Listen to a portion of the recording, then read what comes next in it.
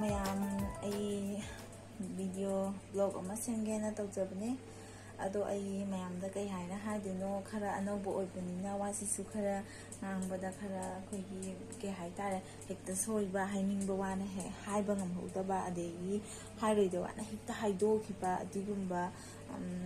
ꯃꯇꯥꯡ ꯑꯃꯅꯦ ꯍꯥꯏꯇꯥꯔꯦ ꯑꯗꯨ ꯌꯥꯝꯅ ꯍꯩꯕꯗꯤ ꯅꯠꯆꯗꯦꯕꯀꯣ ꯌꯥꯝ ꯍꯩꯅ ꯇꯧꯕꯗꯤ ꯅꯠꯇꯕ ꯑꯗꯨꯗ ꯁꯨꯝ ꯑꯩꯈꯣꯏꯒꯤ ꯌꯨꯝꯗ ꯂꯩꯕꯈꯣꯠꯄ ꯑꯗꯨꯝꯕ ꯑꯃ ꯁꯨꯝ ꯇꯧꯒꯦꯅ ꯑꯩꯅ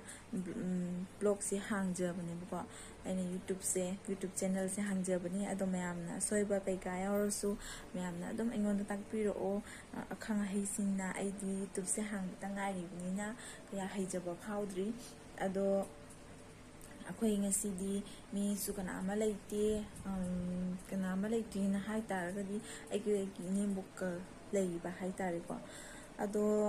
ꯃꯣꯏꯁꯤꯡꯗꯤ ꯂꯣꯏꯅ ꯀꯩꯅꯣꯗ ꯆꯠꯈ꯭ꯔꯤꯕ ꯁꯤꯜꯆꯔꯗ ꯗꯥꯛꯇꯔ ꯌꯦꯡꯕꯒꯤ ꯆꯠꯈ꯭ꯔꯤꯅꯦꯕ ꯑꯗꯣ ꯑꯩꯈꯣꯏ ꯑꯅꯤꯇ ꯉꯥꯏꯍꯧꯔꯦ ꯑꯩꯈꯣꯏ ꯑꯅꯤꯇ ꯉꯥꯏꯔꯕꯅꯤꯅ ꯍꯧꯖꯤꯛ ꯅꯨꯡꯗꯥꯡꯒꯤ ꯆꯔꯥꯁꯦ ꯍꯣꯔꯦꯟ ꯃꯌꯥꯝꯗ ꯑꯗꯨꯝ ꯚꯤꯗꯤꯑꯣꯁꯤꯗ ꯍꯥꯞꯆꯔꯛꯑꯒ ꯃꯌꯥꯝꯗ ꯑꯗꯨꯝ ꯌꯦꯡꯍꯜꯂꯒ ꯍꯣꯔꯦꯟ ꯆꯥꯕ ꯊꯛꯄ ꯂꯣꯏꯕ ꯀꯣꯟ ꯐꯦꯡꯕ ꯑꯃ ꯄꯨꯝꯅꯃꯛ ꯑꯩ ꯉꯁꯤꯗꯤ ꯍꯥꯞꯆꯒꯦꯅ ꯈꯜꯂꯦ ꯚꯤꯗꯤꯑꯣꯁꯦ ꯑꯗꯨꯝ ꯃꯈꯥ ꯇꯥꯅ ꯌꯦꯡꯕꯤꯌꯨ ꯈꯪꯗꯕ ꯑꯩꯅ ꯁꯣꯏꯈꯤꯕ ꯌꯥꯎꯔꯁꯨ ꯑꯩꯒꯤ ꯃꯔꯣꯜꯁꯤ ꯁꯣꯏꯔꯦ ꯋꯥꯉꯥꯡꯁꯤ ꯁꯣꯏꯔꯦꯅ ꯑꯗꯨꯝ ꯃꯌꯥꯝꯅ ꯍꯥꯏꯕꯤꯔꯛꯎ ꯑꯩ ꯀꯩꯁꯨꯝꯇ ꯍꯥꯏꯖꯔꯣꯏ ꯀꯩꯒꯤꯅꯣ ꯍꯥꯏꯕ ꯇꯥꯔꯒꯗꯤ ꯑꯩꯁꯨ ꯑꯅꯧꯕ ꯍꯥꯡꯕ ꯑꯣꯏꯕꯅꯤꯅꯅꯦ ꯋꯥꯁꯦ ꯈꯔ ꯉꯥꯡꯕ ꯉꯝꯗꯕ ꯑꯗꯨꯒ ꯃꯥꯏꯁꯦ ꯍꯦꯛꯇ ꯗꯥꯏꯔꯦꯛꯂꯤ ꯄꯨꯊꯣꯛꯇꯅ ꯉꯥꯡꯕꯁꯦ ꯀꯌꯥ ꯉꯝꯗꯕ ꯍꯥꯏꯇꯥꯔꯦꯀꯣ ꯊꯦꯡꯛ ꯌꯨ ꯑꯗꯣ ꯁꯨꯝ ꯑꯩꯅ ꯌꯦꯡꯍꯟꯖꯒꯦ ꯌꯦꯡꯉꯣ ꯑꯁꯤꯁꯦ ꯃꯤꯁꯦ ꯂꯩꯇꯕꯅꯤꯅꯀꯣ ꯏꯆꯤꯛ ꯆꯤꯛꯑꯦ ꯀꯅꯥꯝꯁꯨ ꯂꯥꯡꯕꯤꯅꯤꯉꯥꯏ ꯂꯩꯇ꯭ꯔꯦ ꯁꯨꯝ ꯁꯣꯝꯗ ꯆꯠꯂ ꯈꯣꯠꯂꯒ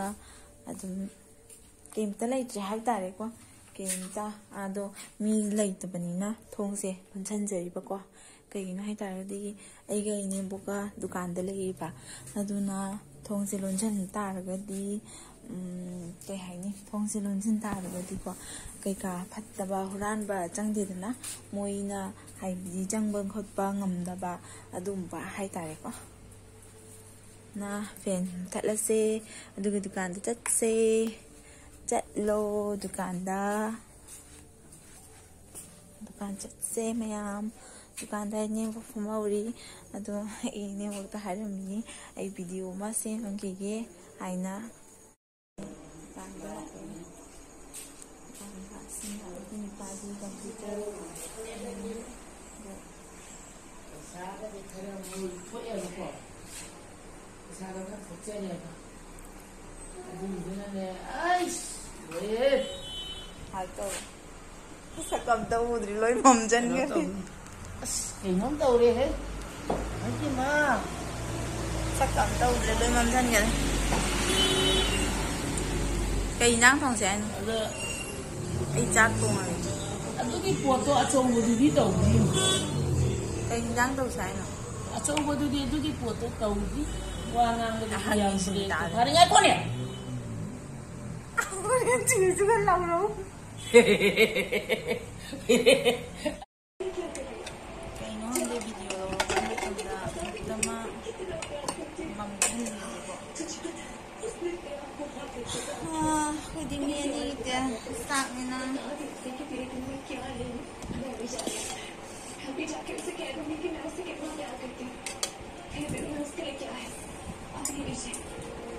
ꯃꯤ ꯑꯅꯤ ꯈꯛꯇꯅꯤꯅ ꯑꯩꯈꯣꯏꯒꯤꯗꯤ ꯆꯥꯛꯁꯨ ꯌꯥꯝ ꯂꯤꯛꯑꯦ ꯆꯥꯛꯁꯨ ꯊꯣꯡꯕꯁꯦ ꯈꯔ ꯑꯗꯨꯝ ꯅꯨꯡꯉꯥꯏꯌꯦꯕꯀꯣ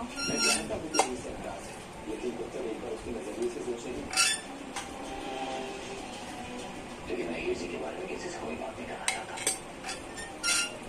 और मैं इनका नजरिया समझना चाहता हूँ और बचपन से आज तक मुझे समझता ही हुआ लेकिन नतीजा क्या हुआ मुझे कुछ भी नहीं तो ये कोई उसे मनाने दीजिए लेकिन ना अभी जीते जीते कट्टे होकर पहुंचने वाली होगी बाबा जी ने हम दोनों के मिलाप को टीवी ये चाक थीबीनी लेकिसे मैम मैमना सुनने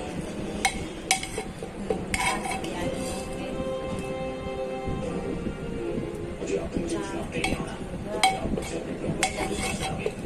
ꯑꯗꯣ ꯃꯣꯔꯣꯛ ꯀꯥꯔꯒ ꯏꯔꯣꯟꯕꯅꯤꯅ ꯉꯁꯥꯏꯒꯤ ꯃꯣꯔꯣꯛ ꯀꯥꯗꯕꯨꯗꯤ ꯂꯣꯏꯔꯦ ꯑꯗꯒꯤ ꯃꯣꯔꯣꯛ ꯀꯥꯕ ꯂꯣꯏꯔꯒ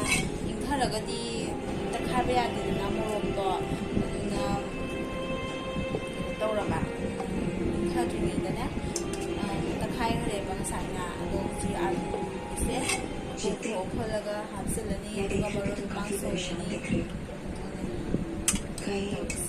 मेरी वजह से तो नहीं जो मैं तुमसे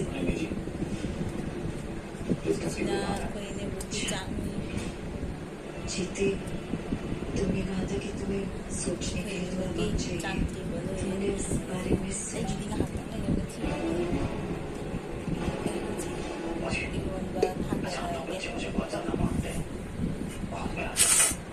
कुछ भी कर सकता हूँ लेकिन मेरे दिल में कभी भी आपके बारे में ऐसा कोई ख्याल आया नहीं अचानक से कोई बात हो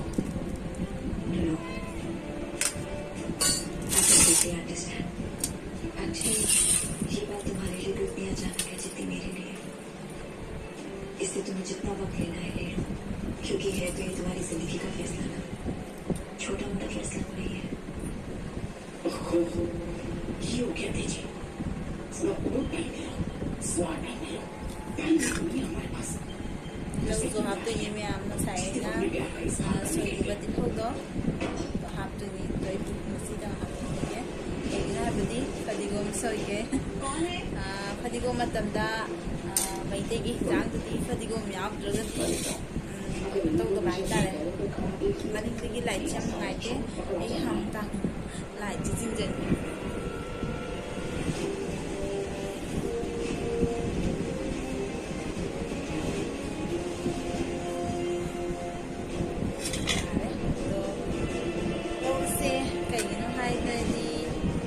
ꯃꯩꯇꯩꯒꯤ ꯏꯟꯖꯥꯡꯗꯗꯤ ꯐꯗꯤꯒꯣꯝ ꯌꯥꯎꯗ꯭ꯔꯒꯗꯤ ꯃꯍꯥꯎ ꯑꯃ ꯏꯌꯥꯎ ꯌꯥꯎꯗꯦ ꯐꯗꯤꯒꯣꯝ ꯃꯇꯝꯁꯤꯗꯀꯣ ꯑꯗꯒꯤ ꯐꯗꯤꯒꯣꯝ ꯂꯣꯏꯈ꯭ꯔꯒꯗꯤ ꯐꯗꯤꯒꯣꯝꯁꯦ ꯑꯃꯨꯛ ꯆꯥꯕ ꯐꯪꯉꯔꯣꯏ ꯑꯗꯣ ꯑꯩꯕꯨꯗꯤ ꯐꯗꯤꯒꯣꯝꯁꯦ ꯌꯥꯝꯅ ꯍꯩꯅꯕꯗꯤ ꯇꯧꯗꯦꯕ ꯑꯗꯣ ꯑꯩꯈꯣꯏ ꯅꯦꯕꯣꯛꯀꯤꯗꯤ ꯃꯔꯣꯏ ꯃꯄꯥꯡ ꯈꯔ ꯄꯥꯝꯖꯕ ꯍꯥꯏꯇꯥꯔꯦ ꯃꯌꯥꯝ ꯐꯗꯤꯒꯣꯝꯁꯦ ꯍꯥꯞꯇ꯭ꯔꯒꯗꯤ ꯐꯗꯤꯒꯣꯝ ꯃꯇꯝꯁꯤꯗ ꯃꯌꯥꯝ ꯍꯧꯖꯤꯛ ꯀꯅꯥ ꯀꯅꯥ ꯐꯗꯤꯒꯣꯝ ꯆꯥꯅꯔꯤꯒꯦ ꯍꯧꯖꯤꯛ ꯑꯗꯨꯝ ꯃꯇꯝꯗꯤ ꯑꯣꯏꯔꯤ ꯍꯥꯏꯖꯕꯅꯤ ꯑꯩꯅ ꯍꯥꯏꯖꯔꯤꯁꯤꯀꯣ ꯇꯤꯚꯤꯁꯨ ꯊꯥꯕꯅꯤꯅ ꯃꯈꯣꯟꯁꯦ ꯑꯩ ꯃꯈꯣꯟꯁꯦ ꯀꯌꯥ ꯇꯥꯔꯝꯗꯧ ꯃꯥꯟꯗꯦ ꯑꯗꯣ ꯇꯤꯚꯤꯒꯤ ꯃꯈꯣꯟ ꯌꯥꯝ ꯇꯥꯔꯝꯗꯧ ꯃꯥꯜꯂꯦ ꯇꯤꯚꯤꯗ ꯁꯤꯔꯤꯌꯦꯜꯁꯤ ꯌꯦꯡꯉꯤꯗ ꯇꯧꯔꯤꯁꯤ ꯊꯕꯛ ꯇꯧꯗꯧꯀꯣ ꯁꯤꯔꯤꯌꯦꯜꯁꯤ ꯑꯗꯨꯝ ꯊꯥꯕ ꯑꯩꯈꯣꯏ ꯅꯦꯕꯣꯛꯇꯤ ꯗꯨꯀꯥꯟꯗ ꯂꯩꯗꯤ ꯆꯪꯉꯛꯇ꯭ꯔꯤ ꯃꯥꯗꯤ ꯑꯩꯅ ꯑꯗꯨꯝ ꯁꯤꯔꯤꯌꯦꯜ ꯌꯦꯡꯉꯒ ꯊꯕꯛꯁꯤ ꯇꯞꯅ ꯇꯞꯅ ꯂꯣꯏꯁꯤꯜꯂꯒꯦꯅ ꯇꯧꯔꯤꯕꯅꯤ ꯑꯗꯣ ꯑꯂꯨ ꯈꯣꯏꯒꯦ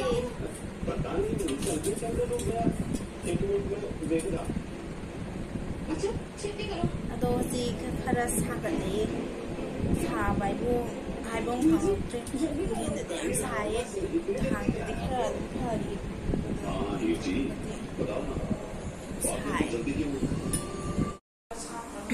ꯆꯦꯡ ꯆꯥꯝꯕ ꯈꯣꯠꯄꯗꯤ ꯎꯠꯄ ꯉꯝꯍꯧꯗ꯭ꯔꯦ ꯑꯗꯣ ꯚꯤꯗꯤꯑꯣ ꯂꯧꯕꯗꯣ ꯀꯥꯎꯔꯨꯔꯦ ꯉꯥꯏꯍꯥꯛ ꯑꯗꯣ ꯑꯩ ꯀꯨꯀꯔꯗ ꯆꯥꯛ ꯊꯥꯡꯒꯠꯂꯦ ꯆꯥꯛ ꯊꯥꯡꯒꯠꯂꯦ ꯑꯗꯨ ꯃꯇꯨꯡꯗ ꯍꯤꯟꯖꯥꯡ ꯀꯩ ꯑꯣꯏꯗꯣꯏꯕ ꯌꯦꯡꯍꯜꯂꯒꯦꯀꯣ ꯀꯩꯅꯣ ꯈꯪꯗꯦ ꯚꯤꯗꯤꯑꯣ ꯃꯇꯝꯗ ꯈꯛꯇꯃ ꯃꯥꯡꯍꯟꯕꯀꯣ ꯑꯩꯈꯣꯏꯗꯤ ꯃꯤ ꯑꯅꯤꯒ ꯆꯥꯛꯅꯤꯅ ꯃꯤ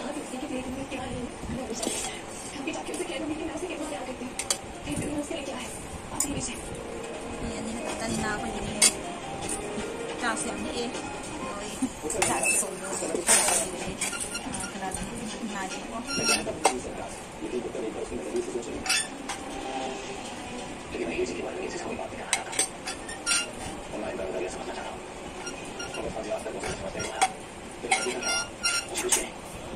तो ये कोई बनाई दीजिए कहीं ना भी जीते जीते करते करते पहुंचने वाली होगी बाबा जी ने हम दोनों केवल आपको TV가 짜증이 이제 그냥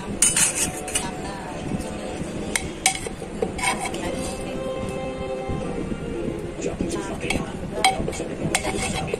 모로가를 이거는 있는 사이 모로가를 보지 모이래 모로가 모로가 인터넷이 ꯈꯥꯏꯕ ꯌꯥꯗꯦꯗꯅ ꯃꯣꯔꯣꯛꯇꯣ ꯑꯗꯨꯅ ꯇꯧꯔꯒ ꯈꯔꯗꯨꯒꯤꯗꯅꯦ ꯇꯛꯈꯥꯏꯈ꯭ꯔꯦꯕ ꯉꯁꯥꯏꯅ ꯑꯗꯣ ꯁꯤ ꯑꯂꯨꯁꯦ ꯈꯣꯠꯂꯒ ꯍꯥꯞꯆꯤꯜꯂꯅꯤ मेरी हरकत को काफी परेशान दिख रही कहीं मेरी वजह से तो नहीं जो मैं तुमसे पढ़ रही हूँ जीती तुम्हें वादा कि तुम्हें सोचने के लिए तो बहुत चाहिए तुम्हें इस बारे में सच में मुझे पता ना मानते मैं लेना कुछ भी कर सकता हूँ लेकिन मेरे दिल में कभी भी आपके बारे में सब कोई ख्याल आएगी परेशान से मेरे पास हो ये बात तुम्हारे लिए इतनी अचानक है जितनी मेरे लिए इसलिए तुम जितना वक्त लेना है ले लो क्योंकि है तो ये तुम्हारी जिंदगी का फैसला ना छोटा मोटा फैसला नहीं है क्यों क्या दीजिए तो हाँ तो ये मैं आपका साइड ना सही बात हो तो हाँ तो नहीं तो इतना सीधा हाँ तो है एक ना भी फलीगोम सो ये फलीगोम मतलब दा मैं देखी जान तो फलीगोम याद रख तो कमांड है nanti kita di sana aja di hampang lah itu sih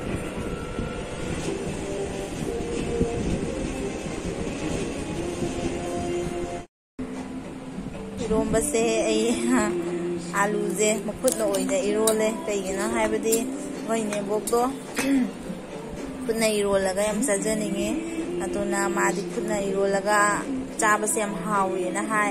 अतुना Khudna ओइना इरोंदोइने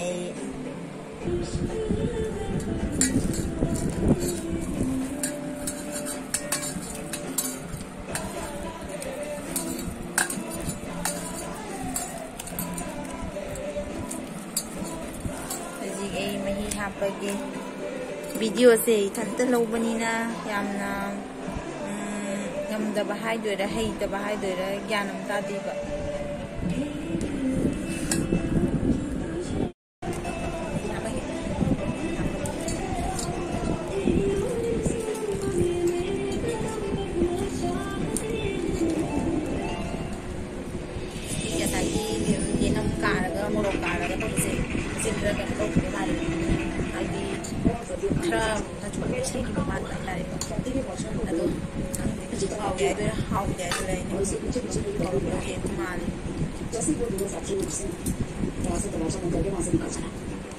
sweet से पहले वो दोनों फैक्ट्री से बाहर निकलना चाहिए जी मैडम जी काम हो जाएगा शाबाश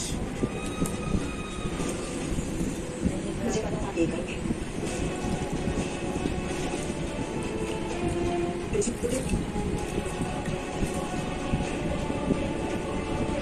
मेरे इलाज समझाने के बावजूद आपको इतनी दवाइयाँ टाइप नहीं दी ना शुक्रिया इसकी मेरी बात नहीं सुनी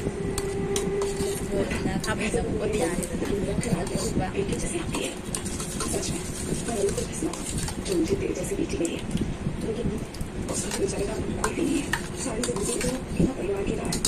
अपने कोई नहीं आपको देखने वाला किसी मत करना पड़े जी सारे जीते की और किसकी अपने फैक्ट्री चला गया नहीं आप लोग यहाँ नवगी नवगी में से पानी बता रहे फदिगोम सारेगे फदिगोम से खरे यामना सारेगना कोइने बोंग चानिंगद्रा आइना खल्ली दुना आइना फदिगोम से खरे याम चाइसले दो हागदबो मानब्रा फदिगोम ने याम यामहल्लबा माले तो खंगदे के हारे तो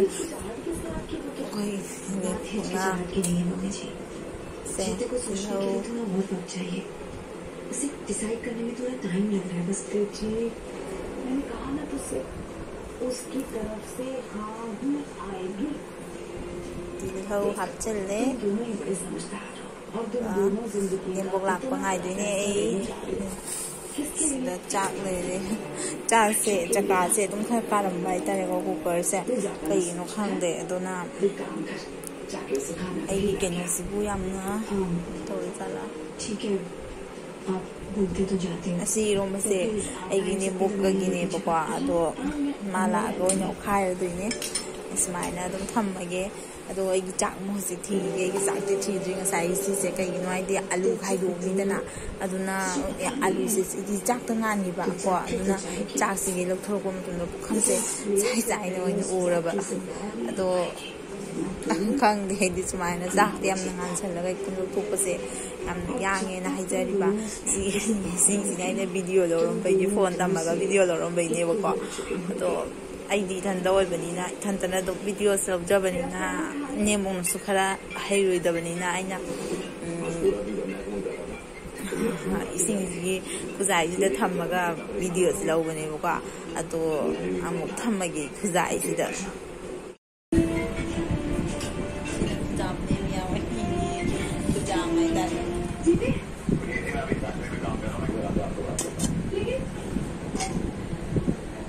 에이 장스네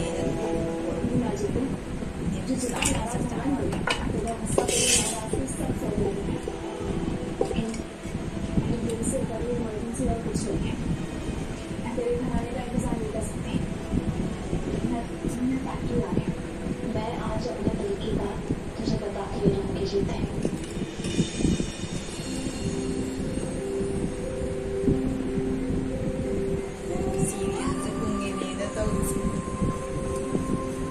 मैं जो तुझे बताने आए थे वो तुम्हें बताया ही नहीं वो जो तुम हमेशा से सुनना चाहता था जीते मैं तुझसे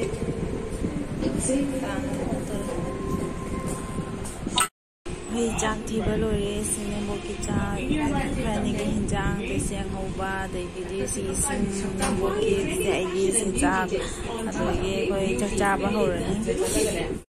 ꯃꯥ ꯆꯥꯛ ꯆꯥꯕꯒꯤ ꯉꯥꯏꯔꯤꯅꯦꯕ ꯃꯥꯁꯦ ꯑꯩꯈꯣꯏꯁꯦ ꯆꯥꯛ ꯆꯥꯕ ꯉꯥꯏꯔꯤꯅꯦꯕ ꯃꯥ ꯇꯧꯔꯤꯁꯦ YouTube hani coi nhiều hơn nữa ai tàu đâu coi nhiều hơn nó ngon tuyệt tao mà sáng trai luôn các bạn đó gì hay là coi nhiều bột thì hay đi bà một bằng đó mà trao vậy nè juga video lâu đi gì nè tụi mày à để tụi nó xem video đó là hàm vậy cái gì cái liver phi gì cái thì phải try nè Fazawnida, fazayda kasutawdi. Lôi đâm nhái ra. Tengo mana sonda ngai lei gre, mina huppa. Yêu mà đi cô, sao thôi chị? Coi nghe si mà chi ai bu cái gì nè, ngô basi, ngô cái ising mà chi ta đấy coi. Ô nè. Wow. Ô nè, em đâu đi phải gì? Cái gì không? Mà trên đó chạc to đi.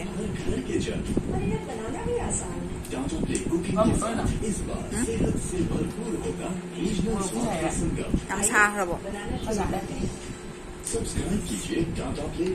Qua xa bây giờ nó xào với hết là bỏ. और अपनी cooking को बनाइए स्वाद से भरपूर। Subscribe करने के लिए अपने रजिस्टर्ड मोबाइल नंबर से Apa yang kita bang tahu ni? Ini sudah sing dari kita punya sama ini kayak ni mobile ni. Jadi mana dia phone dulu.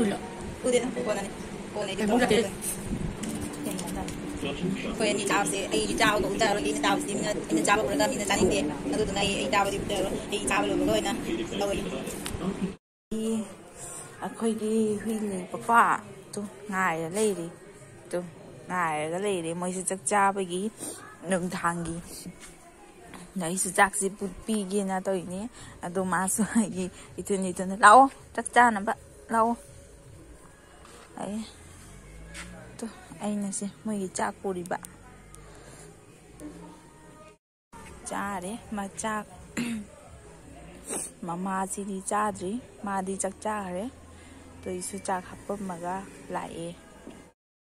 anh con xem đồ này khôi niềm bực lấy cái đầu này na con xe đi na hắn mà khi đi con xem yam bên này bạc quả juga xe khắc tên này xe phèn tôi đi na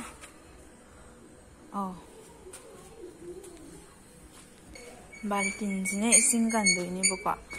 đây sinh sẽ cần và cao thủ với bạn này đó okay ꯑꯩꯈꯣꯏꯒꯤ ꯒꯨꯍꯥꯗꯒꯤ ꯆꯤꯡꯀꯜꯂꯦꯅ ꯑꯗꯨꯒ ꯀꯣꯟ ꯐꯦꯡꯊꯔꯅꯤ ꯁꯤꯗ ꯂꯩꯔꯤꯁꯦ ꯑꯗꯨꯏꯗꯤ ꯀꯣꯟ ꯐꯦꯡ ꯂꯣꯏꯔ ꯃꯇꯨꯡꯗ ꯑꯃꯨꯛ ꯅꯝꯃꯛꯑꯒꯦ ꯀꯣꯟꯅ ꯑꯃꯨꯛ ꯐꯦꯡꯈꯤꯒꯦ ꯑꯩ ꯍꯧꯖꯤꯛ ꯒꯨꯂꯤ ꯆꯥꯏꯗꯅ ꯇꯧꯔꯤꯗꯨꯅ ꯒꯨꯂꯤ ꯂꯧꯊꯣꯛꯄ ꯆꯪꯉꯅꯤ ꯒꯨꯂꯤꯁꯦ ꯎꯄꯨꯗ ꯑꯣꯏꯅ ꯊꯝꯃꯦ ꯑꯩꯗꯤ ꯎꯄꯨꯗ ꯑꯣꯏꯅ ꯊꯝꯃꯦ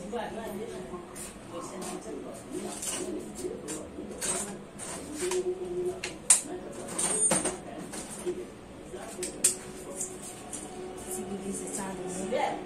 ꯄ꯭ꯔꯦꯁꯔꯒꯤ ꯒꯨꯂꯤꯅꯦ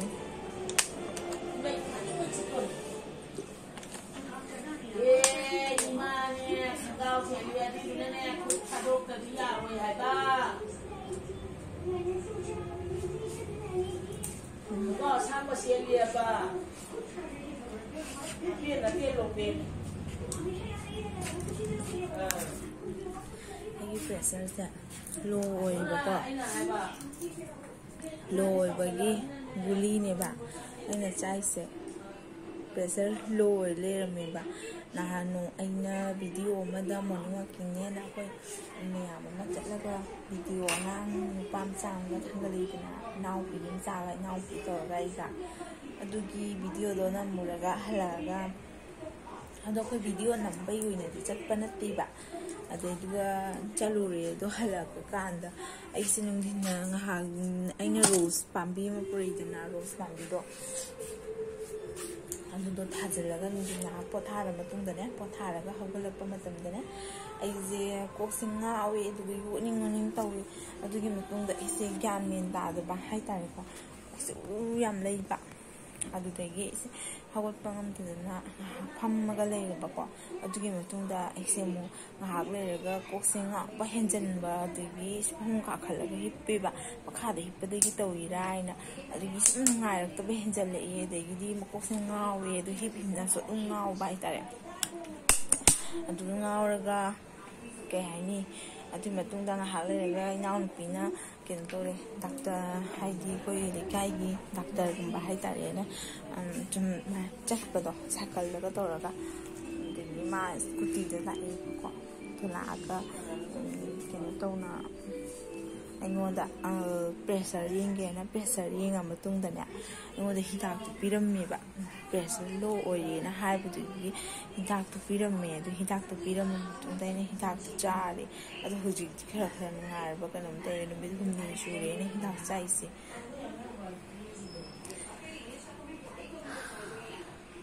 ꯑꯗꯣ ꯑꯩꯈꯣꯏ ꯍꯧꯖꯤꯛ ꯁꯤꯔꯤꯌꯦꯜ ꯌꯦꯡꯉꯅꯤ ꯁꯤꯔꯤꯌꯦꯜ ꯌꯦꯡꯉ ꯃꯇꯨꯡꯗ ꯉꯥꯏꯍꯥꯛ ꯂꯩꯔꯒ ꯁꯤꯔꯤꯌꯦꯜ ꯌꯦꯡꯉꯅꯤ ꯁꯤꯔꯤꯌꯦꯜ ꯌꯦꯡꯉ ꯃꯇꯨꯡꯗ ꯑꯩꯈꯣꯏ ꯂꯣꯏꯁꯤꯜꯂꯅꯤ ꯉꯁꯤꯒꯤ ꯑꯣꯏꯅꯗꯤ ꯃꯌꯥꯝ ꯃꯇꯥꯡꯁꯤꯗ ꯚꯤꯗꯤꯑꯣꯁꯤ ꯂꯣꯏꯖꯔꯦ ꯕꯥꯏ ꯅꯨꯡꯁꯤꯕꯤꯗꯨꯅ ꯑꯩꯕꯨ ꯁꯕꯁꯀ꯭ꯔꯥꯏꯕ ꯇꯧꯕꯤꯌꯨ ꯃꯌꯥꯝ ꯍꯣꯏꯔꯦ